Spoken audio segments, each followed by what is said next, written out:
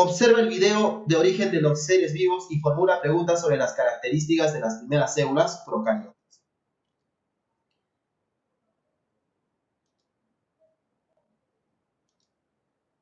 Ya, la sesión está siendo grabada, joven. No lo puedo grabar desde un inicio porque no, no llega a grabar de forma completa.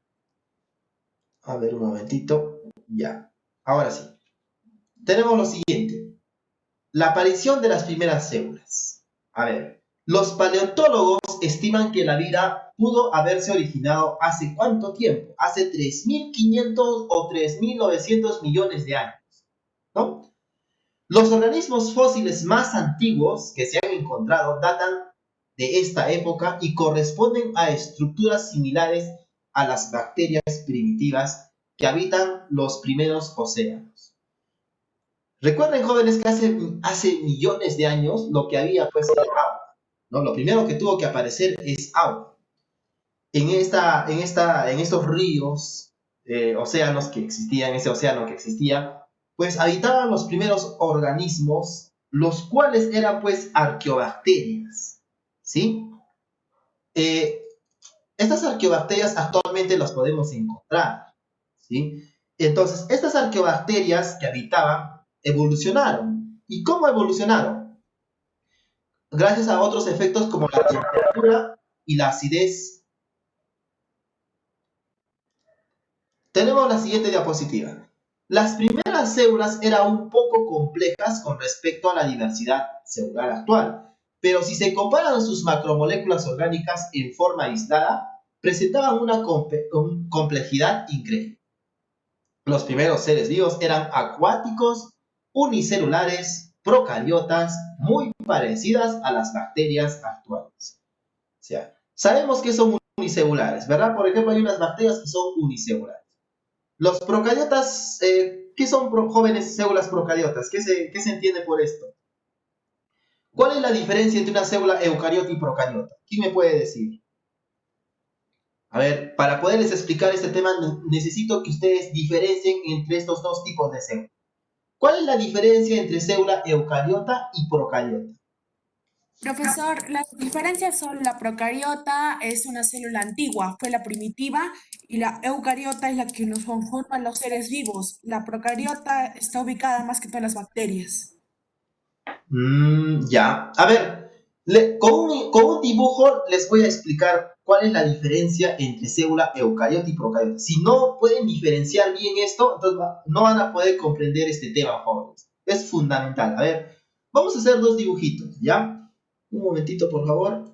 Ya, voy a compartir otra diapositiva de forma rápida porque nos va a ganar el tiempo. Entonces vamos a hacer un pequeño repaso entre la célula eucariota y procariota para avanzar con este tema, porque si no, no van a poder comprender, ¿no? A ver, vamos a hacer un dibujito. Lo primero que estoy dibujando es una célula procariota, ¿ya? Y esta va a ser una célula eucariota, ¿ya? Y lo voy a escribir. Ahí está, esta va a ser la procariota y esta va a ser la eucariota. ¿Listo? Muy bien. Recuerden, la célula procariota, las bacterias tienen células procariotas. Y el resto de animales, como los protozoarios, los seres humanos, los animales como las vacas, las ovejas, las pulgas, todas ellas tienen células eucariotas, ¿no? Voy a escribir solo uno, el hombre, para poderlas diferenciar. Pero no solo el hombre, sino también otros animales superiores. A ver, las procariotas son las primeras células que aparecieron en nuestro planeta Tierra. Sin embargo, las eucariotas evolucionaron a partir de las procariotas. Sí, eso creo que todos comprenden, ¿verdad? Ya. Vamos a identificar las diferencias. La célula procariota tiene ADN. Ahí está su ADN. Muy bien, ahí está el ADN. Pero es una doble cadena, miren, es una doble cadena, ¿no? Ese es el ADN de la procariota. Pero resulta que este ADN se encuentra disperso por el citoplasma. O sea, no está definido en un lugar, sino está disperso en el citoplasma. Es como si cuando ustedes quieren freír un huevo, ¿no? Rompen el cascarón y echan al sartén Pero ¿qué sucede? Cometieron un error, lo hicieron de forma brusca y la yema se esparce por toda la clara. ¿Sí? Ya. Lo mismo sucede en la célula procariota. La yema en este caso vendría a ser el ADN y el ADN se esparce por todo el citoplasma, o sea, no está en un lugar definido. Cuando esto sucede, se le llama célula procariota.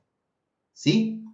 Ahora, ¿qué sucede? Que, a ver, otro ejemplo, Britney va a hacer un huevo frito. Ya, echa el huevo al sartén y resulta que el ADN está en un lugar exacto. Ahí está. La yema no se ha esparcido por todo el citoplasma a un momentito, ya, y el ADN pues se encuentra en un lugar preciso, encerrado en un lugar, ¿no?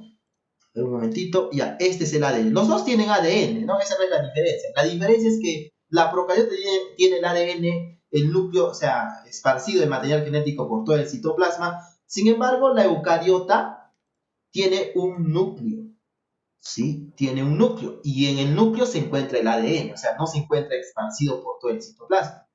En otras palabras, la eucariota tiene un núcleo definido, ¿sí? Sin embargo, la procariota no tiene un núcleo definido o también es anucleado, ¿no? En algunos libros lo dicen anucleado, o sea, no tiene núcleo.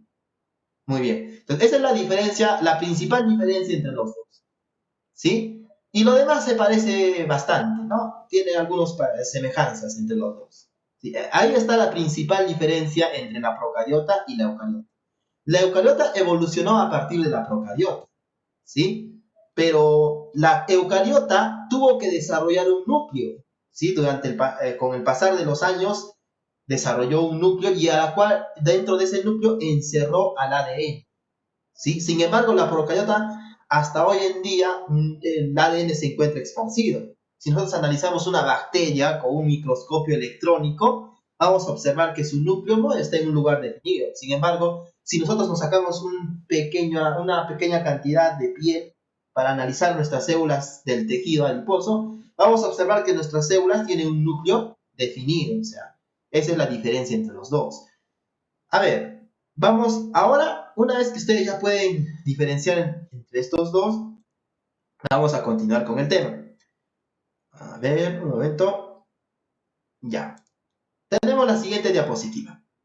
Las primeras células que poblaron nuestro planeta Tierra, jóvenes, no necesitaban oxígeno. ¿Sí? Nuevamente lo vuelvo a repetir, no necesitaban oxígeno. ¿Sí? O sea, no dependían del oxígeno así como nosotros, ¿no? Nosotros, si no habría oxígeno, ya estaríamos, pues, en otro, o sea, muertos, ¿no? Ahora, los primeros organismos realizaban procesos de fermentación, como aún hoy lo hacen algunas bacterias, ¿sí? Estas primeras células, a las cuales les voy a dar un nombre, bueno, según los estudios, tienen diferentes nombres. La vamos a llamar arqueobacterias, ahí falta la mayúscula, disculpen. Tenemos lo que es las eubacterias, y tenemos lo que es las urcariotas, ¿ya? Eran las primeras células que poblaban nuestro planeta Tierra. Estas células no necesitaban oxígeno, ¿sí? Realizaban procesos de fermentación, obtenían sus nutrientes de forma directa del ambiente. ¿Qué significa eso? Que ya se habían formado proteínas, ¿no? En este caldo primitivo, que era un océano lleno de moléculas orgánicas, ¿sí? Ahí están las moléculas orgánicas. Y resulta que estas primeras células utilizaban de forma directa estas moléculas orgánicas, ¿sí? A ver, vamos a dibujar aquí una bacteria, una célula procariota, la primitiva, y pues digerían de forma directa estas moléculas orgánicas, ¿sí? Pero resulta que esto se iba a acabar tarde o temprano, ¿no? Tenía que acabarse. Entonces, poco a poco iba a desaparecer. Y ya no habría ya no tendría cómo alimentarse estas células primitivas. Entonces, ¿qué pasó? Evolucionaron y desarrollaron organelos celulares, lo que ya les había mencionado, ¿sí? A ver, ¿y cómo evolucionaron? Vamos a cerrar. Antes de pasar a ello, jóvenes, a ver, tenemos un dato importante. La atmósfera primitiva carecía de oxígeno, o sea, no había oxígeno libre. Se cree que estos organismos debieron ser anaerobios, claro, porque no necesitaban oxígeno, ¿sí? Pero, profesor, ¿y cómo se formó, cómo apareció el oxígeno? No entiendo, ¿cómo se originó ese oxígeno? Ya, vamos a pasar poco a poco a la siguiente diapositiva. Tenemos lo siguiente, el origen de la célula procariota. Emplearon luz solar como fuente de energía, es decir, surgieron organismos unicelulares capaces de realizar fotosíntesis. ¿Qué significa esto, jóvenes? Que esta célula que les he mencionado en la anterior diapositiva, a ver, lo primero que hizo es romper su pared celular, ¿no? A ver, ellos tenían una pared celular, ahí está la pared celular, y debajo de la pared celular encontramos la membrana celular, ¿verdad? Esta es la membrana celular. Ya, es lo que tenían estas células, tenían pared celular y tenían membrana celular. Entonces, ¿qué? Para que puedan adaptarse a este medio, ¿qué pasó con esta célula? Tuvo que desaparecer su pared celular, romper esta pared celular, la vamos a romper, ahí está, desapareció la pared celular y solo se quedó con la membrana celular. Ah, ya entiendo, profesor. ¿Y qué pasó con esa membrana celular? Se formó pliegues, o sea, a ver, vamos a formar pliegues y voy a hacer otro dibujo. Miren, ahí están los pliegues, ¿no? Se empezó a formar pliegues, ahí están los pliegues, ¿sí? O sea, ya su membrana celular, pues se empezó a plegar, se empezó a formar pliegues. Ya, vamos a borrar poco a poco, ya ha cambiado, ¿no? Las características. Ya tenemos una célula que tenía pliegues en su membrana celular. Ahí están los pliegues, ¿no? Muy bien. ¿Y por qué, profesor, formó pliegues esta membrana celular? Gracias a estos pliegues, algunas sustancias ingresaban. A ver, algunas moléculas orgánicas lograron ingresar al interior de esta célula. ¿Sí? Al interior de esa célula. Entonces, de esta manera formó los primeros plegamientos en la célula y esto le vamos a llamar fagocito, ¿sí? O sea, se formó un fagocito. Este va a ser un fagocito, ¿sí? Y este fagocito, ¿qué realizó? ¿Qué más realizó, profesor? A ver, este fagocito se empezó, disculpen la palabra, pero empezó a devorar todo lo que había a su paso, ¿no? Y dentro de una de esas, todas las procariotas que había pues a su alrededor. Vamos a borrar esto y vamos a dibujar una célula procariota, ¿no? Una indefensa célula procariota. Ahí está la célula procariota, ahí está. Inocente viene y el fagocito le dice, yo te voy a devorar. Y pues lo devora y esta célula procariota va a ingresar al interior de esta célula primitiva, ingresó, ¿sí? Ya se encuentra en el interior, ahí está. Y ahora le vamos a dibujar de un tamaño menor, ahí está esa célula procariota que ha sido devorada por este fagocito, ¿sí? Muy bien, eliminamos a esta célula procariota, ya está, y ya se encuentra en el interior de este fagocito. Ah, ya entendí, profesor. ¿Y qué más pasó, profesor? A ver, esta célula procariota que ha sido devorada cumplía, bueno, el fagocito le daba pues seguridad a esta célula procariota, le daba alimento, le alimentaba, ¿sí? De todas las sustancias, moléculas orgánicas que absorbía, con eso lo alimentaba, ¿no? Recuerden que ambas eran dos células diferentes, ¿ah? No eran la misma célula. Entonces, la alimentaba. ¿Y a cambio de ello, qué le daba en este caso la célula que ha sido devorada? Le permitía pues al fagocito desarrollar un metabolismo. Así es lo que le va a permitir al metabolismo. Perdón, al fagocito. ¿Sí? Profesor, ¿y es la única célula que devoró? No. Existe otra célula que devoró. ¿Cuál va a ser? A ver, vamos a dibujar. Y ahí está la otra célula que devoró. Un momentito. Muy bien, ahí está.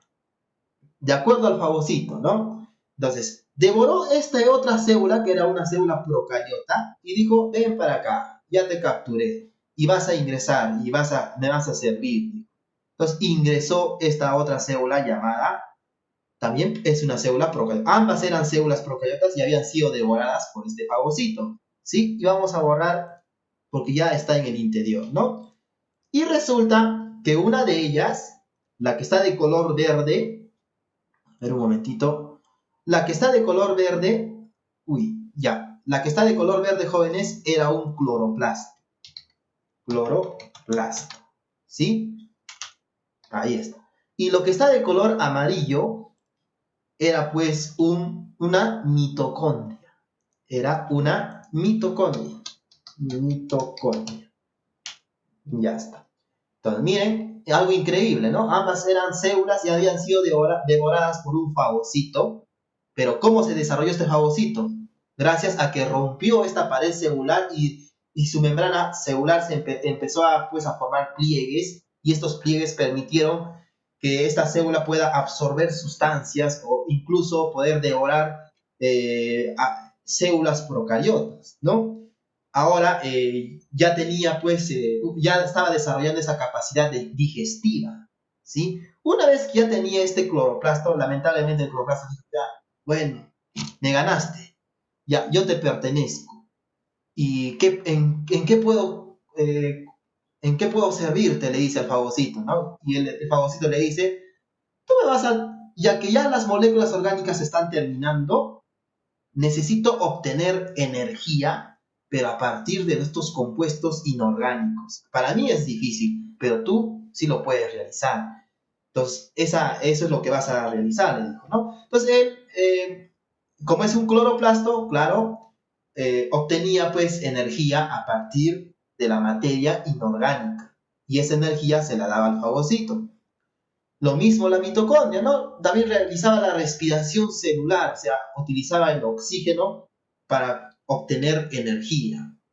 Y así, jóvenes, aparece la primera célula eucariota, ¿no? La primera célula eucariota, ¿sí? Hace 1500 millones de años, según los estudios, ¿no? Hace aproximadamente 1500 millones de años, ¿sí?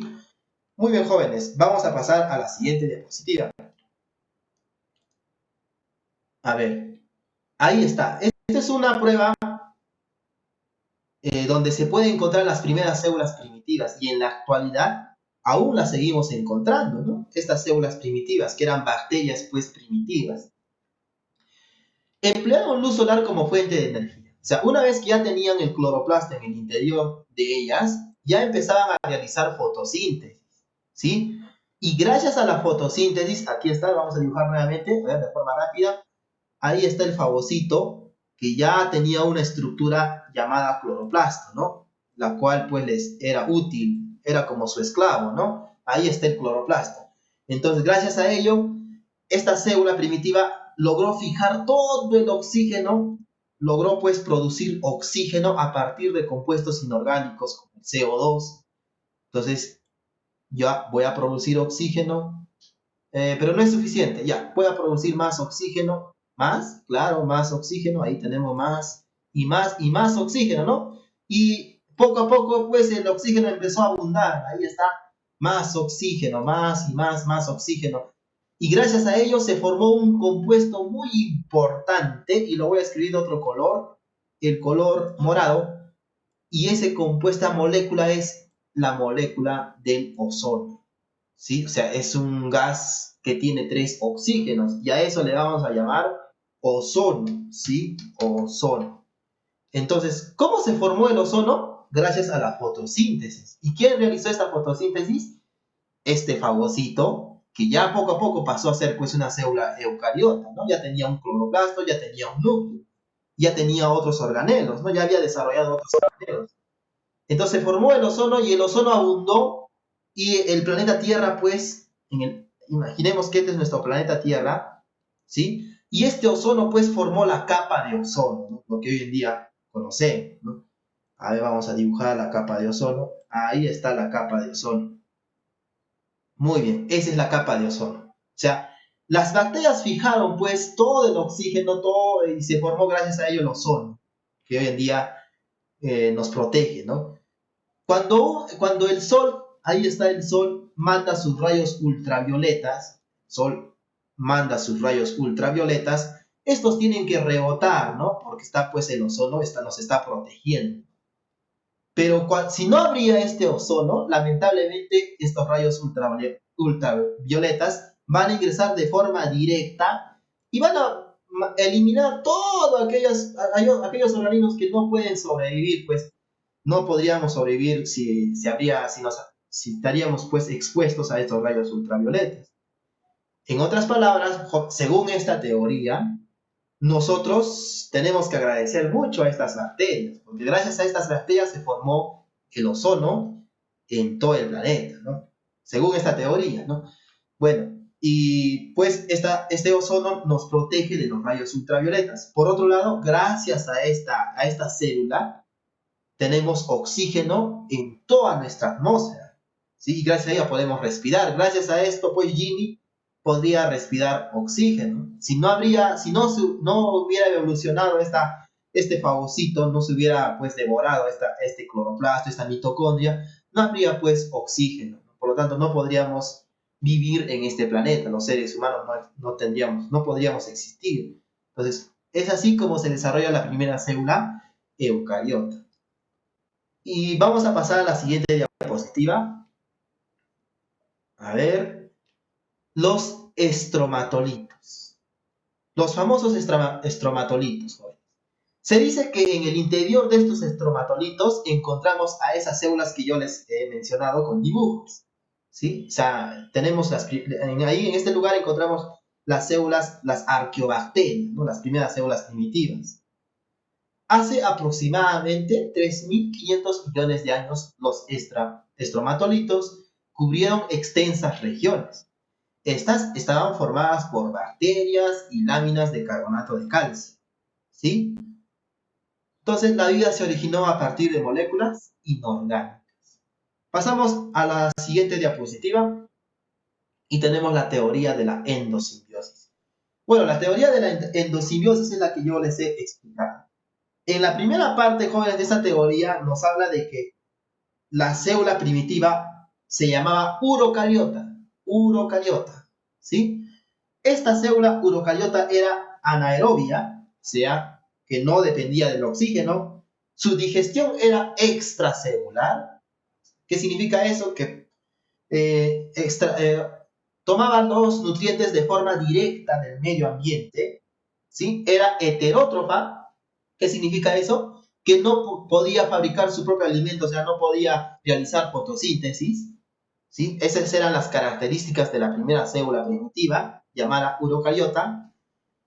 Viene la siguiente parte. Esta célula primitiva, ¿qué pasó? Perdió su pared celular, ¿sí?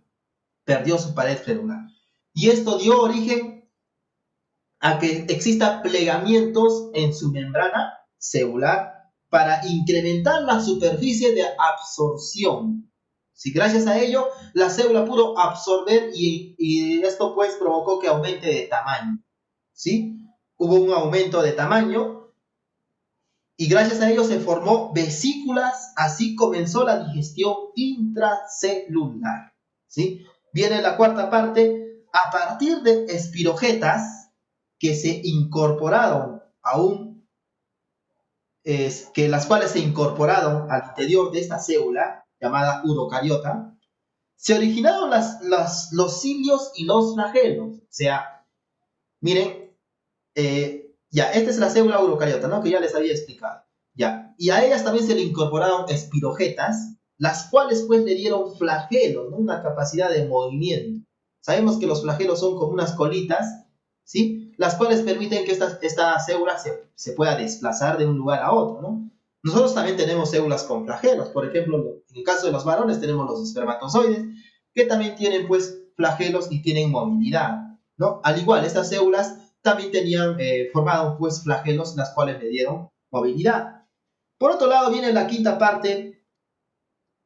El ADN formó el núcleo y algunas vesículas. O sea, gracias al ADN se formó el núcleo. Va a formarse aquí en el centro el núcleo. Bueno, no lo puedo escribir bien, pero se formó ya el núcleo y este retículo endoplasmático, ¿no? En la quinta parte, el incipiente sistema de membranas formó organelos, ¿sí? Empezaron a formar organelos celulares. Y la sexta parte, se formó un fagocito primitivo, o sea, ya tenía su ADN, ya tenía un núcleo, tenía ADN, ya tenía algunos organelos, como cloroplastos, las mitocondrias, ¿no? Ya tenía esos organelos, ya tenía un flagelo, ya tenía movimiento. Entonces, a esto le vamos a llamar fagocito. Fagocito. ¿Correcto? Este fagocito, pues, primitivo, pues, fue endocitando. ¿Qué significa endocitar? Ejemplo, en estos momentos, Rodrigo se realiza un corte, una herida en su mano, ¿ya? A través de esta herida van a ingresar muchas bacterias, incluso puede ingresar virus, ¿ya? No necesariamente el coronavirus, pero otro tipo de virus, ¿ya? Están en el interior de su organismo y su sistema inmunológico se activa y automáticamente, pues, aparecen los macrófagos. Y los macrófagos van a devorar todo lo que encuentran a su alrededor, ¿no? Ese es un sistema, es la defensa de nuestro organismo, ¿no? Se empiezan a fagocitar, es la palabra correcta, fagocitar a todo lo que ven, lo que consideran como un cuerpo extraño. O también podrían fagocitar a células que ya no cumplen una función, o sea, que ya pasaron una edad, ya están desgastadas. Por ejemplo, nuestros glóbulos rojos tienen un cierto tiempo de vida. Cuando ya pasó ese cierto tiempo de vida, viene el macrófago y lo recicla, lo destruye, ¿no? Lo modifica y utiliza toda esa composición para otros fines. Ya, ese es nuestro sistema inmune. Lo mismo sucede con este fagocito, ¿no? Se empieza a devorar todo lo que encuentra a su alrededor y va a endocitar células procariotas, ¿no? Ahí viene pues lo que ya les había explicado, un inocente cloroplasto que estaba pasando por ahí y lo endocita, ¿no? Ven para acá, le dice, ¿no? Y lo va a endocitar. Ahí está. Viene otra mitocondria, lo mismo sucede con la mitocondria. Ven para acá y ya está. Lo voy a endocitar. Muy bien. Viene la séptima parte donde el fagocito proporciona a estas células procariotas, les va a proporcionar seguridad y alimento. Y estos van a proporcionar al fagocito una mejora en el metabolismo. ¿Sí? O sea, ambos se van a beneficiar. A eso se llama endosimbiosis, ¿verdad? Ambos se benefician. ¿Se acuerdan que yo les expliqué eso en la anterior unidad? Les dije que había tipos de endosimbiosis. Y les expliqué que, por ejemplo, los parásitos cuando ingresan a nuestro organismo, bueno, ellas se benefician, ¿no? Pero nosotros no nos beneficiamos. Pero hay otros seres que sí se benefician entre ellos. Por ejemplo, las abejas y las flores, ¿no? Ambos se van a beneficiar. Lo mismo sucede acá, ¿no? Ambos se van a beneficiar, tanto las células procariotas, porque les van a dar protección, y estas van a otorgar al fagocito una mejora en el metabolismo. ¿Sí? Increíble, jóvenes, ¿no? Y la octava parte, las mitocondrias y cloroplastos perdieron su material genético. O sea, ¿qué significa eso? Que estas dos células procariotas, una de ellas, ¿cómo se llamaba? La primera se llamaba mitocondria, ¿verdad? Mitocondria. Esta mitocondria tenía un material genético, o sea, tenía ADN, tenía un material genético. Este cloroplasto también tenía un material genético, ¿sí? Tenía un material genético, o sea, que tenía ADN. Pero, ¿qué pasó, profesor, con ese ADN? O sea, se agregó al ADN del fagocito, o sea, se mezcló con ese ADN, se juntó, se unió a ese material genético del fagocito, ¿no? Es como una fusión, ¿no? Y ahora pues ya perdió su material genético, pues, ya no va a ser una célula. Entonces, ¿qué vendría a ser? Un organelo. Y así aparecen los primeros organelos. Y a esto se llama teoría de la endosimbiosis, ¿no? Conocida como teoría endosimbiótica, que explica el origen de las primeras células procariotas. Muy bien, jóvenes, hay muchas cosas aún para investigar, indagar, tenemos libros, tenemos... Profesor, una consulta. ¿Sí? En el ciclo de la célula, bueno, yo he investigado, dice que para la quimioterapia es lo que evita para que la célula se reproduzca. ¿Esto es cierto? Bueno, ese es un avance científico, es una hipótesis que aún está en estudios, pero en una universidad llamada en España, si no me equivoco, se está pues trabajando con el material genético de las células, con el ADN, ¿sí?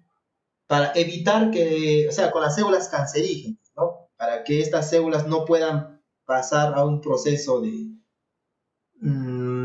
o sea, afectar a otros órganos, para que estas células no sigan multiplicándose. Sí, pero eso es un estudio que aún está, pues, por comprobarse, son estudios que se No, están profesor, a lo realizando. que me refiero es que en la parte de la mitosis, antes de que se separen en dos, y para romper el crecimiento y la renovación de la célula, la quimioterapia evita eso. Me refiero a que, o sea, evita que las células cancerígenas se reproduzcan, o algo así era. Ah, claro, la mitosis corresponde a la división celular, ¿no? La división celular. A partir de una célula se obtiene dos nuevas células. Y claro, en caso de las células cancerígenas, la quimioterapia, pues, ¿en qué consiste esa quimioterapia? Sí, En profesor, utilizar reactivos, ¿sí? Reactivos. sí, profesor. Es que la quimioterapia sirve para el cáncer, ¿por qué? Porque el cáncer es un ejemplar mal hecho, una célula mal hecha, errónea, la cual se multiplica y esto causa los tumores. Al usar la quimioterapia para los pulmones, los tumores, pero también dañas a otras células que no tienen nada que ver. Por eso es peligroso. Claro, y existe otros avances científicos donde ya no se va a utilizar quimioterapia, ¿no? Pero eso todavía está en estudio.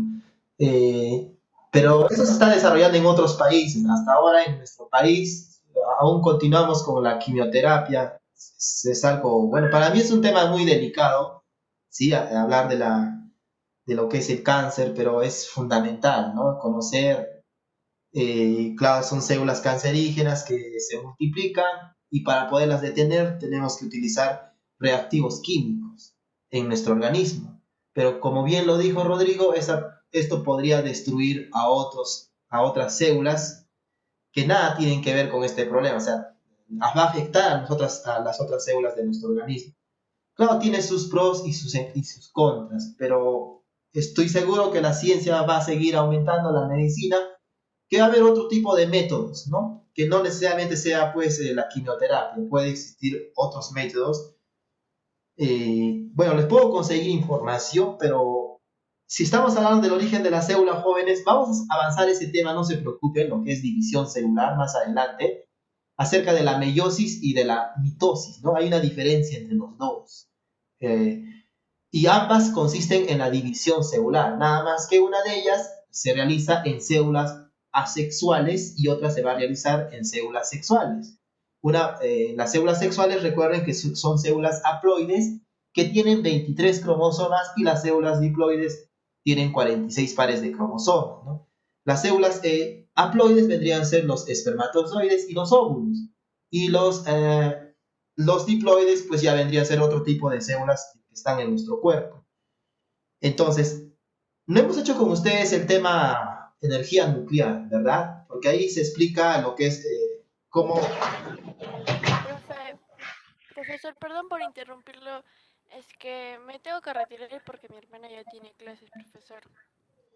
Ya, Daniela, entonces vamos a anotar a Daniela debido a que ya tiene clases. No te preocupes, Daniela, ya te anoté.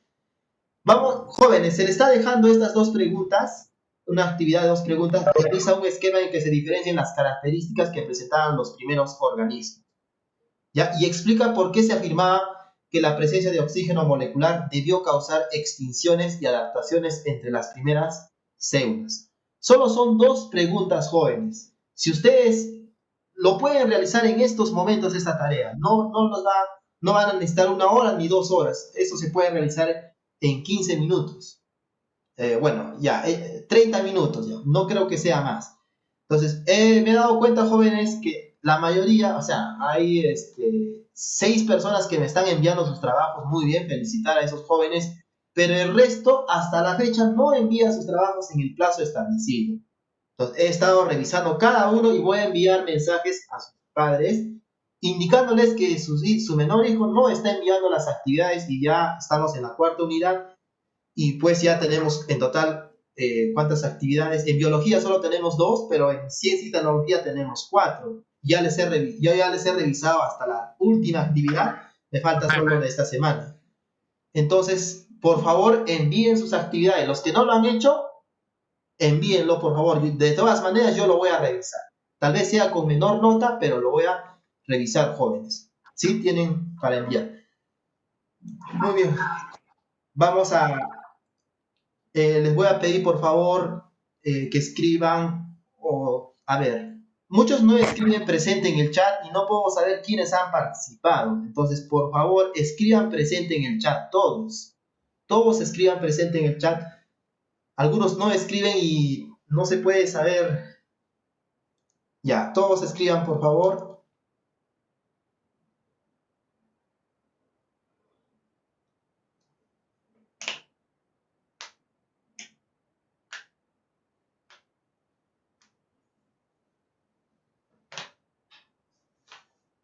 Profesor, una pregunta sobre la maqueta de la fase luminosa y la fase oscura. ¿Para cuándo es la fecha para exposición? Ya. Sí, tienes razón, Britney. A ver, este es en el curso de Ciencia y Tecnología. Ya, vamos. Ya, cuando nos toca Ciencia y Tecnología, les voy a dar una fecha de exposición. Voy a anotar esto muy... Gracias, Britney, por hacerme recordar. Entonces, una fecha de exposición. Tenemos poco tiempo, jóvenes. Voy a dar una fecha de exposición para la siguiente clase en cuanto a la fase luminosa y la fase oscura. Profesor, ¿puede ser un dibujo en vez de maqueta o necesariamente es maqueta? Bueno, puede ser un dibujo, pero debe estar correctamente elaborado. Sí, podría ser un dibujo, pero que esté correctamente elaborado. Ya, muy bien, jóvenes, nos vemos. A ver, voy a activar la cámara. Muy bien, jóvenes, ha sido agradecerles por prestar atención, ¿sí? Y presentar sus actividades.